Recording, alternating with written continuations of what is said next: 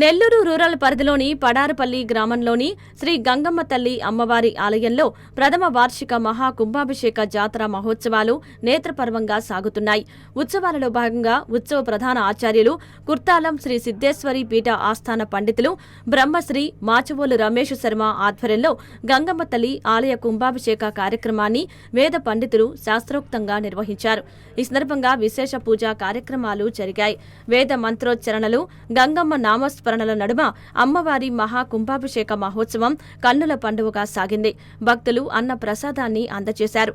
కార్యక్రమ ఏర్పాట్లను ఆలయ నిర్వాహకులు కాకుటూరు శ్రీహరి, శివయ్య తదితరులు పర్యవేక్షించారు.